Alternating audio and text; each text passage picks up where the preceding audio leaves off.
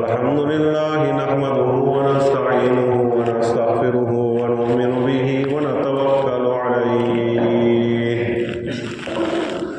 ونعوذ بالله من شرور أنفسنا ومن سيئات أعمالنا من يهده الله فلا مضل له ومن يضلله فلا هادي له ونشهد أن لا إله إلا الله وحده لا شريك له ونشهد أن سيدنا ونبينا ومولانا محمدا عبده ورسوله أما بعد فأعوذ بالله من الشيطان الرجيم بسم الله الرحمن الرحيم رب أني مسني الضر وأنت أرحم الراحمين اے میرے پروردگار مجھ کو ایک تکلیف لاحق ہوئی ہے اور تو رحم کرنے والوں میں سب سے زیادہ رحم کرنے والا ہے۔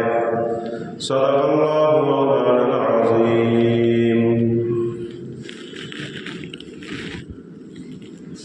محترم بھائیوں، دوستوں، بزرگوں، 2 جمعہ چھوڑ کر اس سے پہلے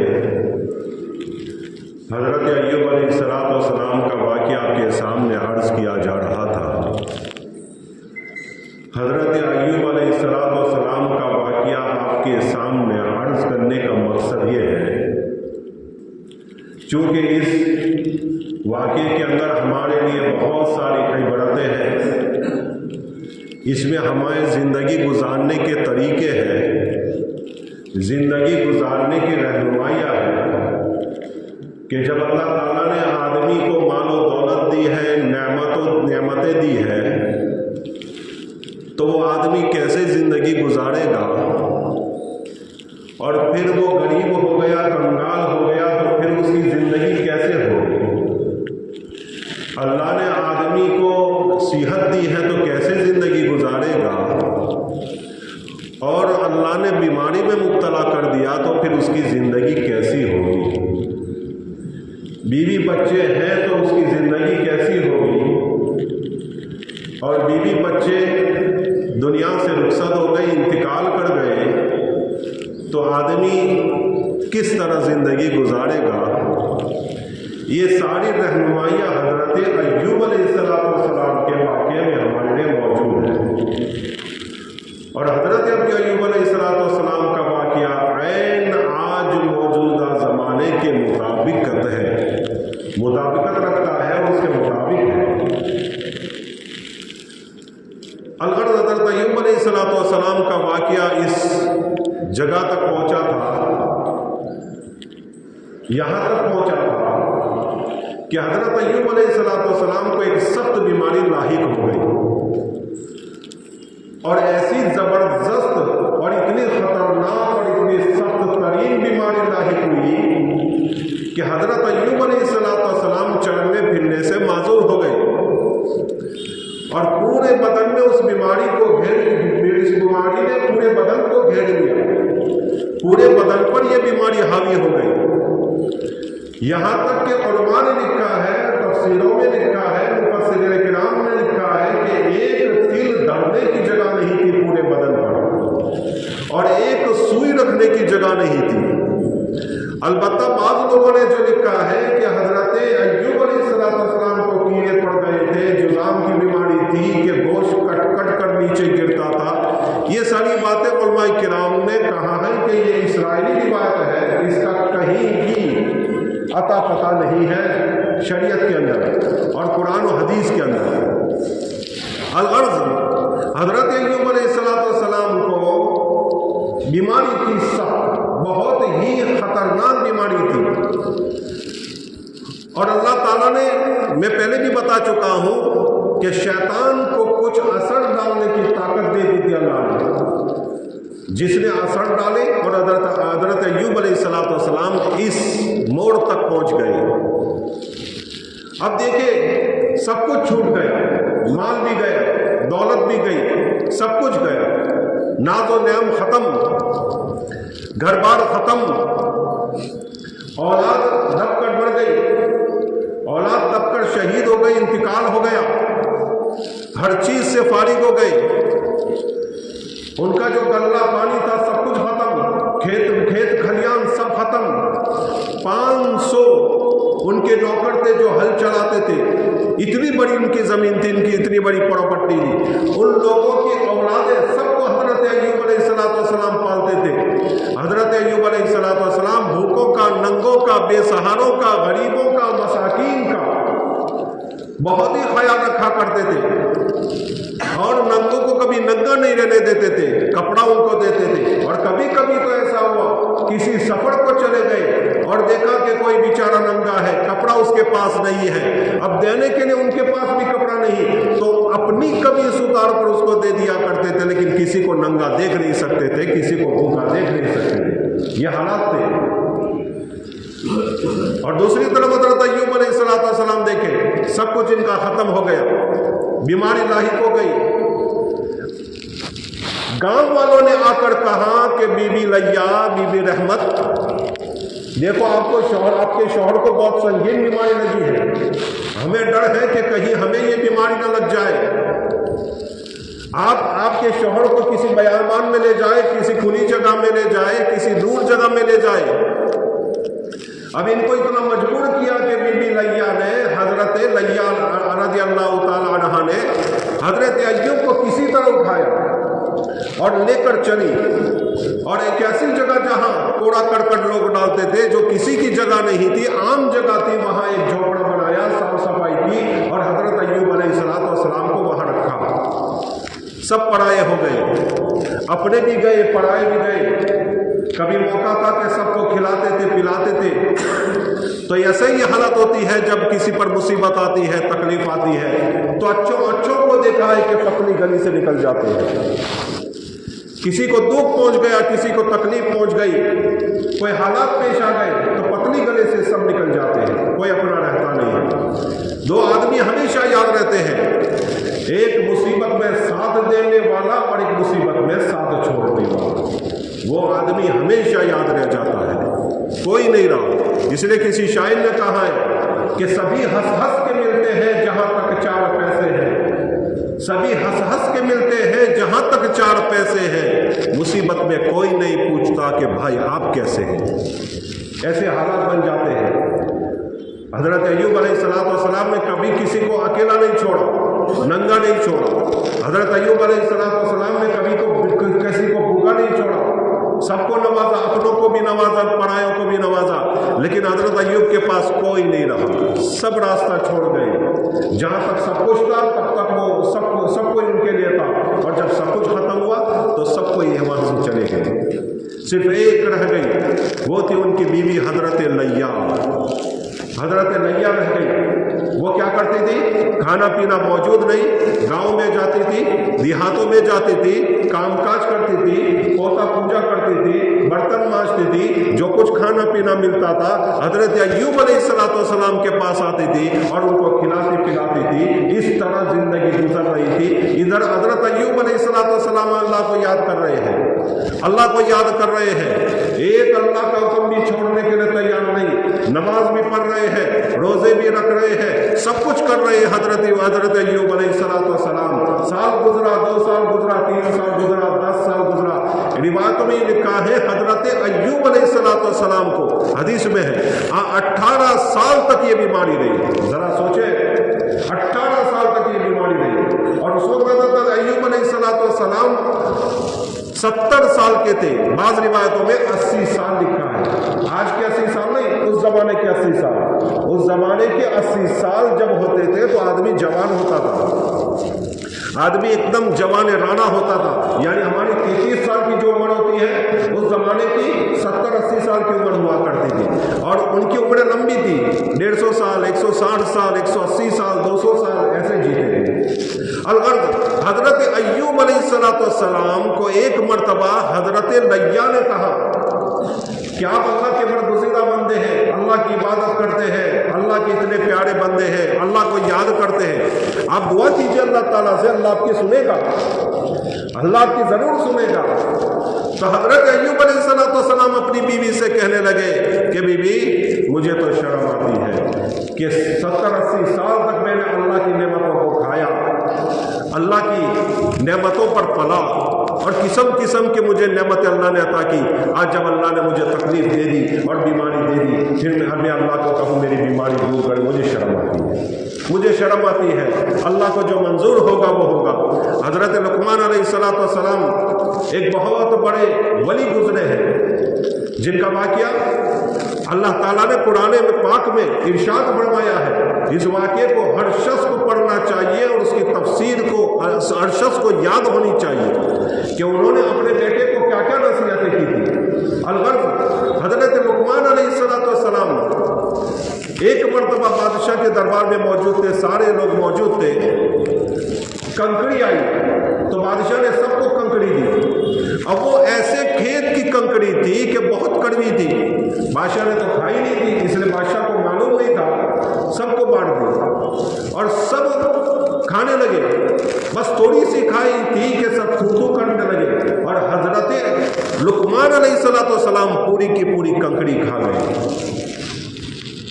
بادشاہ نے پوچھا کیوں تھوک رہے ہو سب؟ کہا کہ کڑوی ہے۔ لقمان کو پوچھا لقمان تیری کنکڑی کڑوی نہیں ہے؟ کہا کہ کڑوی ہے۔ بادشاہ جہاں پڑا کڑوی ہے، تو آپ تھوکتے کیوں نہیں ہیں؟ تو وہ کہنے لگے کہ جس بادشاہ نے جس نے ہم پر یہ احسان کیا ہو کہ پوری زندگی اس نے میٹھی چیزیں کھلائی ہو، آج اسی بادشاہ کے پاس سے کوئی کڑوی چیز آ جائے تو اس کی بھی قدر کرنی چاہیے۔ اللہ اتنا بڑا ہے کہ جو اتنی نعمتوں سے ہمیں نوازتا ہے، کیا کیا نعمتیں ہمیں نوازتا ہے، کبھی صحت دیتا ہے، کبھی کیا دیتا ہے، کبھی کیا دیتا ہے، سب کچھ ہمیں دے رہا ہے اللہ۔ کبھی کوئی مصیبت آ جائے تو مسلمان کو چاہیے کہ وہ واویلا نہ کرے، اللہ کی طرف متوجہ ہو جائے۔ علماء نے لکھا ہے کہ آدمی پر جب مصیبت آئے اور وہ اللہ کی طرف متوجہ ہو، مسجد کی طرف دوڑ پڑے، اللہ کی طرف لو لگائے، نمازیں پڑھنے لگے، توبہ توبہ کرنے لگے، تو سمجھ جاؤ یہ اللہ اس کی طرف متوجہ ہو چکے ہیں۔ اور جو آدمی مصیبتوں کے باوجود گناہوں میں مبتلا ہو جائے اور توبہ نہ کرے اور ادھر کے لغویات کر بیٹھے اور بڑوں کے پاس چلے جائے اور دوسرے ایسے تعویذ والوں کے پاس چلے جائے جو لوگوں کو الو بناتے ہیں، صحیح تعویذ والے نہیں، غلط تعویذوں والوں کے پاس چلے جائے، تو سمجھو اللہ اس سے ناراض ہے، اللہ اس سے ناراض ہے۔ تو ہمیں چاہیے کہ جب بھی کوئی مصیبت آئے، تکلیف آئے، تو اللہ کا شکر صبر کرے، اللہ کا صبر کرے، اور صبر کرنے کے بعد اللہ کی طرف متوجہ ہو جائے۔ ایک وقت وہ آئے گا کہ اللہ تعالیٰ یہ جو مصیبت ہے اس مصیبتوں کو راحت سے مبدل فرما دے گا، اور پھر اس سے بھی زیادہ اللہ تعالیٰ عطا فرمائے گا۔ تو حضرت ایوب علیہ السلام اپنی بیوی کو کہہ رہے کہ بیوی مجھے تو شرم آتی ہے کہ میں اللہ کے سامنے ایسی باتیں کروں کہ اللہ یہ میری بیماری دور کر دے۔ جس اللہ نے مجھے اتنی نعمتیں دی تھی، اس اللہ نے مجھے بیماری دی، میں اس میں خوش ہوں، میں اللہ سے راضی ہوں اس میں۔ دن گزرتے گئے، 18 سال گزر گئے۔ اب حضرت ایوب علیہ السلام نے دعا کی، رب انی مسنی الضر وانت ارحم الراحمین، اے باری الہ، اے میرے پروردگار، مجھے ایک تکلیف لاحق ہو گئی ہے اور تو رحمان اور رحیم ہے۔ کیا کہا؟ تکلیف لاحق ہوئی، ایسا نہیں کہا تکلیف ہوئی تو دور کر دے، بس اتنا کہا تکلیف لاحق ہوئی، زیادہ نہیں بولے کہ میری تکلیف دور کر دے، نہیں، مجھے تکلیف لاحق ہوئی اور تو رحمان اور رحیم ہے۔ یہ ہے ادب، یہ ہے ادب۔ الغرض حضرت ایوب علیہ السلام نے یہ دعا کب کی؟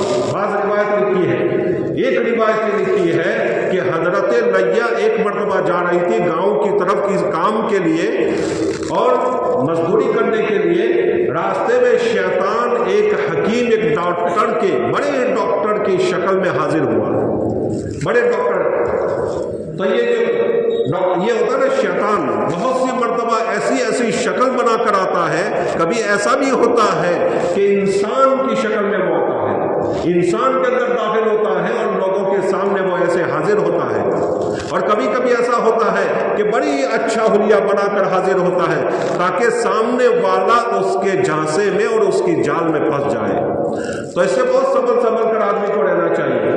اس لیے علماء نے لکھا ہے کہ حضرت یوسف علیہ السلام کے بھائی روتے ہوئے آئے اپنے باپ کے پاس، حضرت یوسف کے بھائی، اور بہت رو رہے تھے کہ یوسف کو بھیڑیا لے گیا۔ حالانکہ حضرت یوسف کو بھیڑیا لے نہیں گیا تھا، انہوں نے کنویں میں ڈال دیا تھا، اور یہ بڑی بنائی بات لے کر آئے اور کہنے لگے کہ ابا جان ہمارے بھائی یوسف کو بھیڑیا کھا گیا، اور خوب رونے لگے۔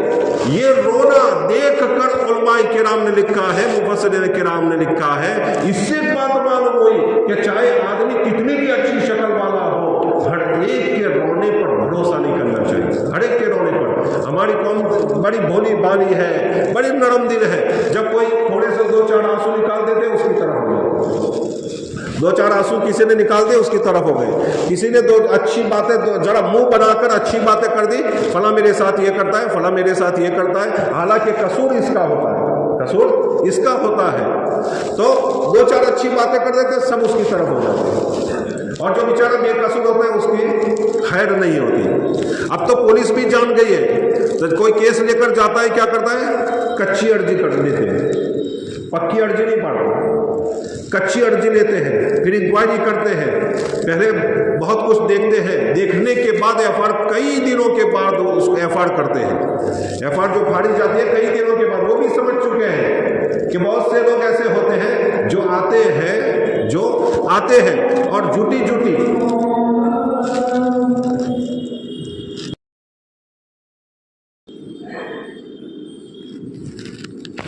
تمام بھائیوں دوستوں بزرگوں میں عرض کر رہا تھا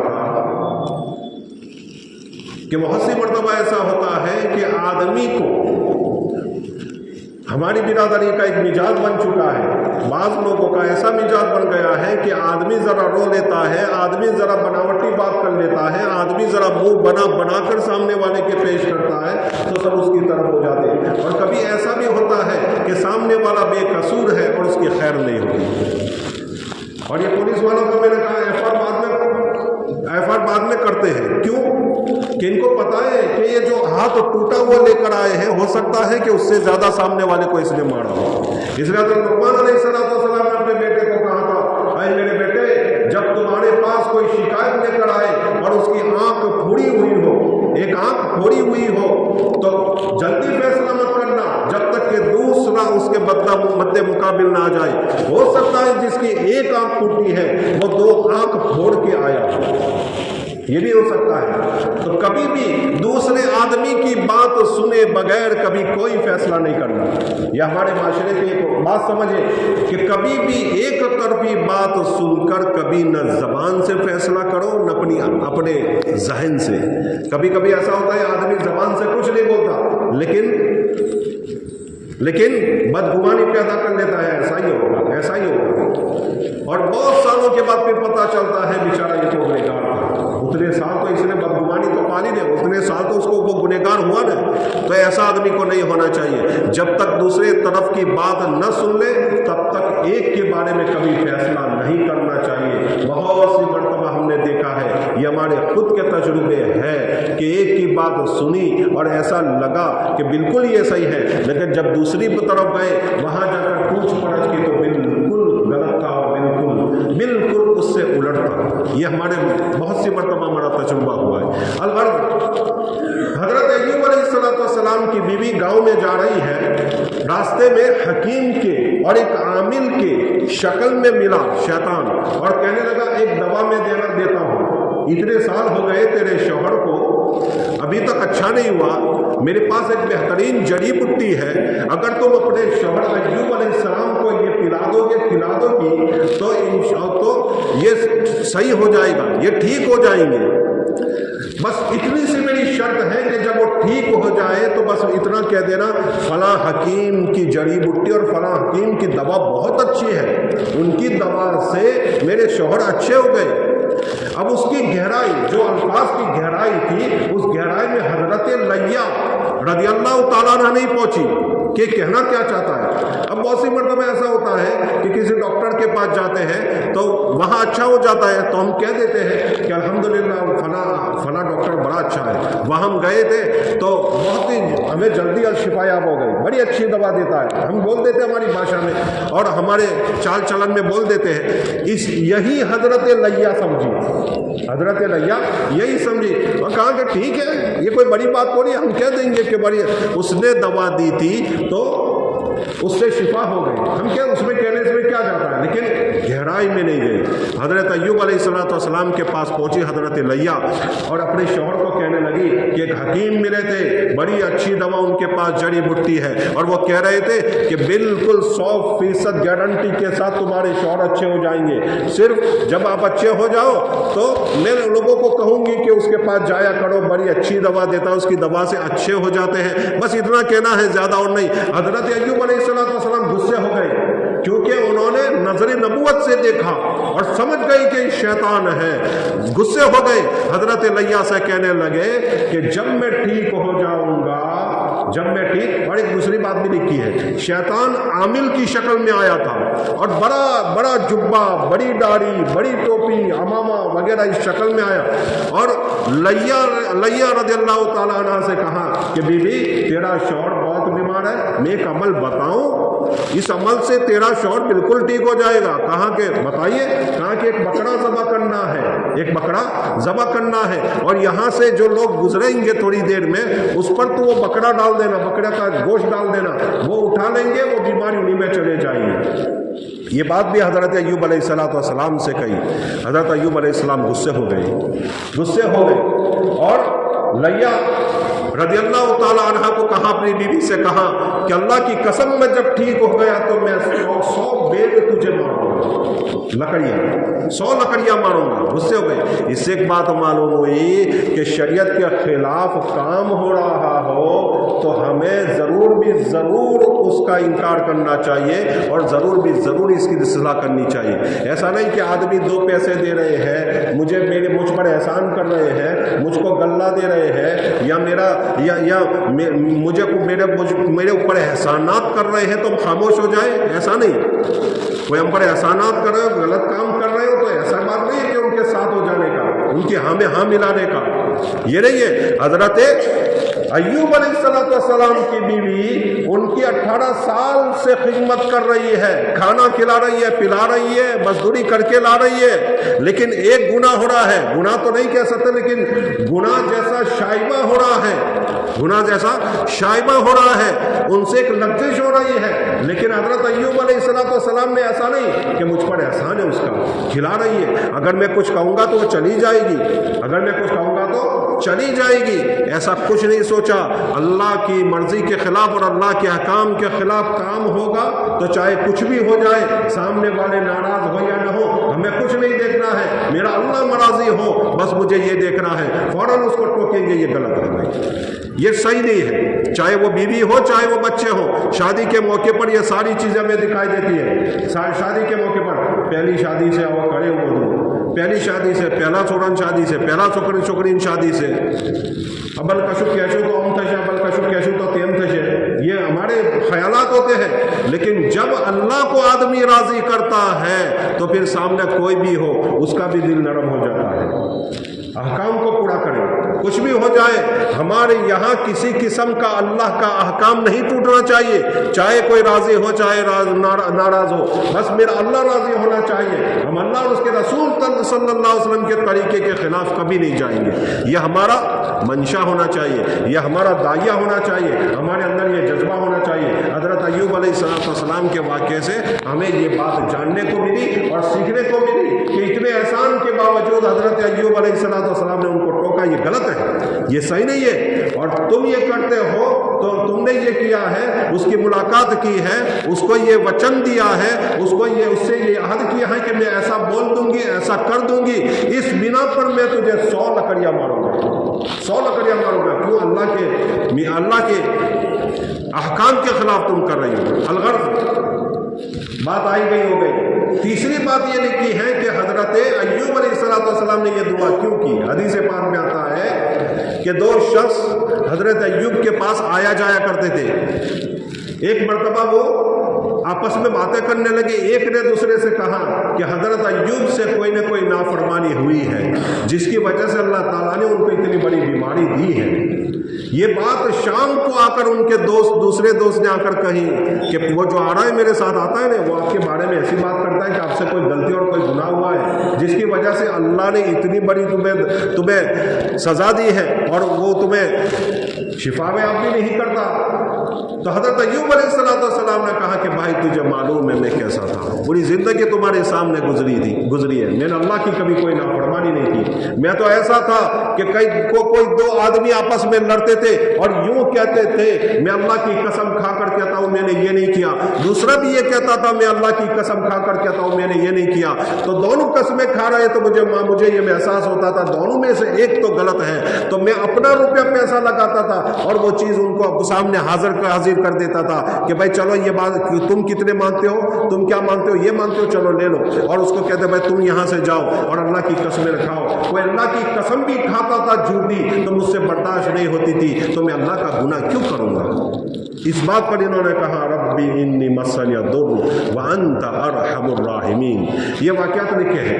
ये एक मर्तबा वो खड़ा होना चाह रहे थे नमाज के लिए और उठा नहीं जा रहा था, इतने कमजोर हो गए कि उठा नहीं जा रहा है। तो अल्लाह ताला तो उनके दिल में एक धचका लगा कि मैं नमाज भी नहीं पढ़ सकता, अल्लाह की इबादत भी नहीं कर सकता। ये है आदमी चाहे कितना भी तकलीफ में हो, मुसीबतें में हो। ये हजरत अय्यूब अलैहिस्सलाम के वाक़े से हमें ये सीखने को मिला कि आदमी चाहे कैसे भी हालात में हो नमाज न छोड़े, अल्लाह की याद को न छोड़े। जब हम अल्लाह को याद करेंगे अल्लाह में याद रखेंगे, मुसीबतों में हम अल्लाह को याद रखेंगे तो फिर फड़ावाली में अल्लाह को याद रखेंगे। जब हम फड़ावाली में अल्लाह को याद रखेंगे तो मुसीबतों में अल्लाह में याद रखेंगे। फज़कुरूनी अज़कुरकुम वश्कुरूनी वला तकफुरून। तुम अल्लाह को याद करो अल्लाह तुम्हें याद करेगा, तुम अल्लाह को याद करो अल्लाह तुम्हें याद करेगा। हजरत अय्यूब अलैहिस्सलाम एक लम्हा के लिए भी अल्लाह के जिक्र से, अल्लाह की याद से गाफिल नहीं होते थे।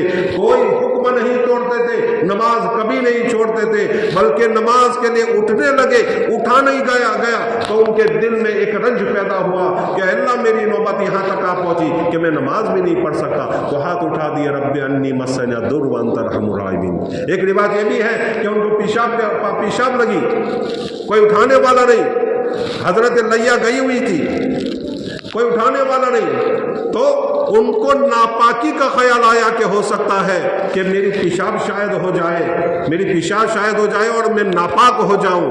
बस इसी ये ख्याल आया कि अल्लाह ताला के हुजूर हाथ उठा दिया रब्बी अन्नी मस्सनी दुर्र। तो ये थोड़ी सी नापाकी भी हजरत अय्यूब अलैहिस्सलाम को पसंद। तो ये वाक़यात जब बने तो हजरत अय्यूब अलैहिस्सलाम ने दुआ की, हजरत अय्यूब लेकिन यहाँ एक बात हमें जानने को मिली, हजरत लैया किसकी बेटी है? बादशाह की, यूसुफ अलैहिस्सलाम की बेटी। एक रिवायत के मुताबिक इनकी पोती है, उनकी पोती है, लेकिन किसकी है? पोती, बादशाह की पोती है, नाजो नेमत में पली है, किस्म किस्म के नेमतें खाई है और शाह मिस्र की बेटी है और हर किस्म की आओ भगत इनकी हो रही थी। अटो बचो के शोर थे, कितने ज्यादा इनके खुद्दाम थे और यहाँ लौनिया होती थी काम करने के लिए और नाजो नैम के उनके बिस्तर होते थे, हर किस्म की उनके लिए आसाइश थी। हजरत अय्यूब अलैहिस्सलाम के पास आने के बाद भी बहुत सारी प्रॉपर्टी उनकी थी, बड़े जमींदार थे, उनके पास रही, नाजो नेमत में रही, नाजो नखरों में रही। लेकिन जब मुसीबतें आई, तकलीफें आई तो हजरत अय्यूब को छोड़ा नहीं, वफादारी निभाई। आज की कुछ औरतें होती है कि जब शौहर फल फूल रहा होता है और शौहर मालो दौलत वाला होता है तो वो औरतें शौहर के साथ वफादारी के गुण गाती हैं, लेकिन जब जरा सी मुसीबत आ गई, जरा सी तंगी आ गई, जरा सी गरीबी ने उन पर साया कर दिया, ये औरतें उनको छोड़कर चली जाती है, या छोड़कर नहीं जाती तो कम से कम बागी हो जाती है। कुछ औरतों की आदत होती है कि कम से कम वो बागी हो जाती है। ये हमारी हालत नहीं होनी चाहिए। हम वफादार हैं, मुसलमान कभी बेवफा नहीं होता। حضرت لیہ علیہ السلام، حضرت لیہ رضی اللہ عنہا کا یہ واقعہ اور ان کی یہ رہنی کرنی، ان کے شوہر کے ساتھ یہ وفاداری ہمیں یہ بتا رہی ہے کہ تمام عورتوں کو ان کے واقعات کو سمجھنا چاہیے، سیکھنا چاہیے، ان کے واقعات کو سننا چاہیے اور اپنے شوہروں کے ساتھ وفاداری کے ساتھ رہنا چاہیے۔ یہ حضرت لیہ کے طور طریق ہمیں یہ بتا رہے ہیں، طور طریق بتا رہے ہیں۔ کچھ عورتوں کو یہ بھی دیکھا کہ ان کے شوہر کو کینسر ہو گیا، راستہ چھوڑ دیا، کینسر ہو گیا، راستہ چھوڑ دیا۔ یہ بھی کوئی ہوتا ہے، جب تم نے شادی کی تھی تب تو وہ بالکل صحیح تھے، لیکن بعد میں وہ تکلیف ان کو پہنچی تو یہ تو اللہ کی طرف سے ہے۔ آج ان کو تکلیف ہے، آج بے وفائیاں ان کے ساتھ کر رہی ہے، تو کل ہو سکتا ہے تمہارے ساتھ بھی بے وفائیاں ہو سکتا ہے تمہارے ساتھ بھی اللہ تعالیٰ وہی حشر کرے جو ان کے ساتھ حشر ہوا ہے، ان کے ساتھ حشر۔ تو یہ حالات پیدا ہو جاتے ہیں کبھی کبھی۔ تو مستورت کو چاہیے، عورتوں کو چاہیے، بیویوں کو چاہیے اپنے شوہروں کے ساتھ وفاداری کے ساتھ رہیں اور وفاداری کا معاملہ کریں انشاءاللہ۔ وفاداری کے متعلق اور حضرت ایوب علیہ السلام کا جو قصہ باقی ہے اس قصے کو انشاءاللہ پورا کرتے ہوئے وفاداری اور اس سے ہمیں ملنے والی نصیحتوں کے بارے میں چند باتیں آپ کے سامنے عرض کی جائے گی۔ اللہ تعالیٰ کا یہ سنی باتوں پر عمل کرنے کی توفیق نصیب فرمائے۔